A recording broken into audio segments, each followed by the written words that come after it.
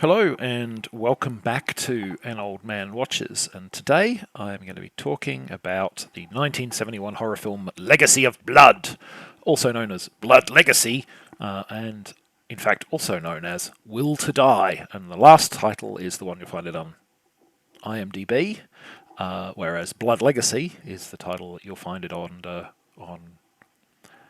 Wikipedia, but Legacy of Blood is the title that I saw it under, so that's the one I've picked to use, basically.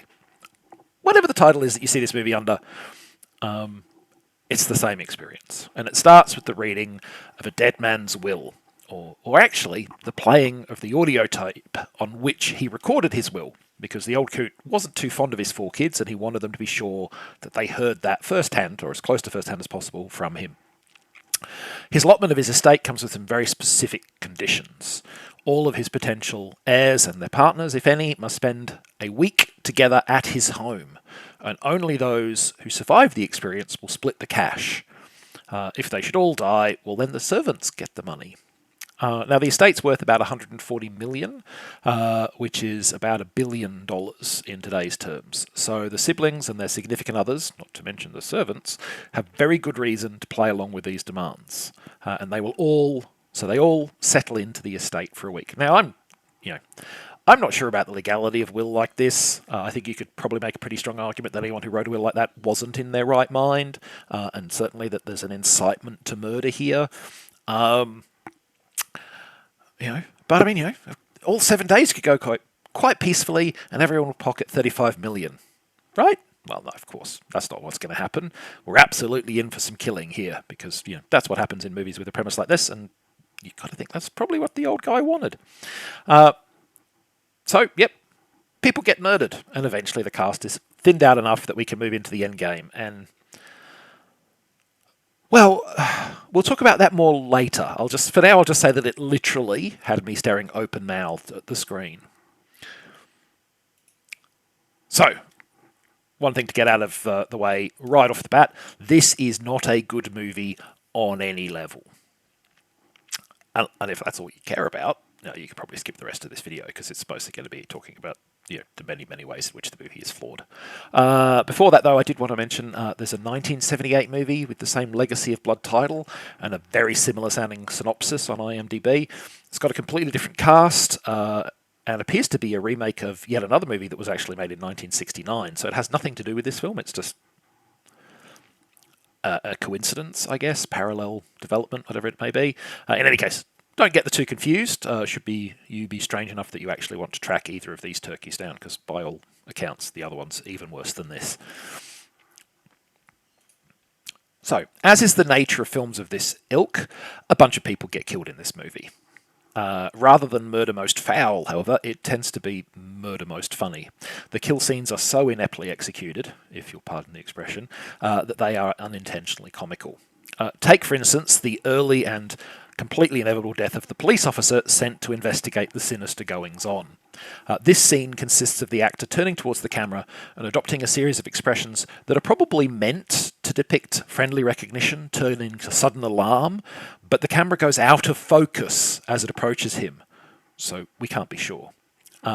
We then get a brief shot where an axe strikes, in heavily air-quoted words, him in the side of the head, and he reels backward, half his face covered in a reddish-orange liquid, despite the clear lack of any actual wound.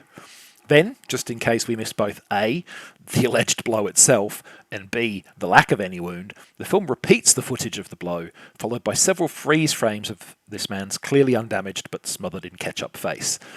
Over all this, mind you, we get a looped sample of what is presumably meant to a scream of pain, but sounds more like exasperation. This stuff is going to stain my uniform so bad! It's wonderfully, wonderfully awful. I don't think it's intended to be, but it is. Now, I'll give the movie this. It does not stint itself in providing suspects. First, the sadomasochistic butler. The servants do have a shot of inheriting, after all.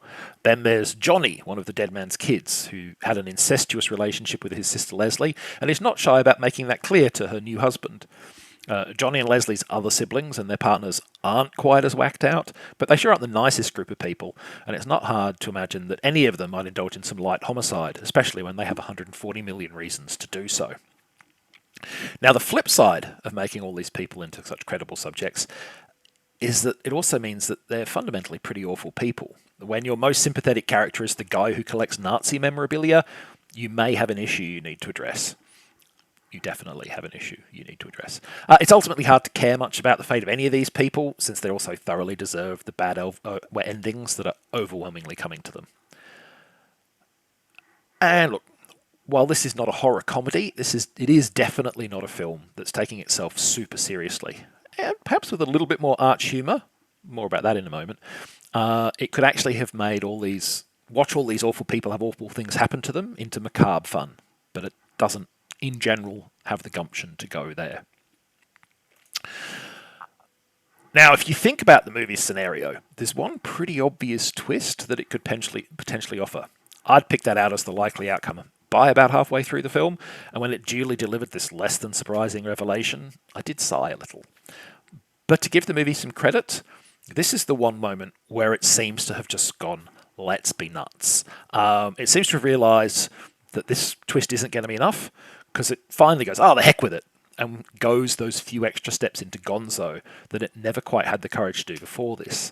The result is, well, I honestly and truly can't call it good, and it might be more accurate to call it thoroughly absurd, but it was at least a surprise, and for that I have to tip my non-existent hat. I generally find a lot more to appreciate in the boldly ridiculous than in something that plays it safe and dull. There's a reason that the 1980 version of Flash Gordon is a huge favourite of mine, and it's certainly not its sense of restraint. And in its final 10 minutes or so, whatever title you might see this film under, it finally transcends its own limitations and delivers something that's at least entertainingly bad. I don't know that it's worth watching the whole movie just to see the ending. You could probably, like if you wanted to watch this on a streaming service, skip to the last 10 minutes and get all of the entertainment the movie's going to offer.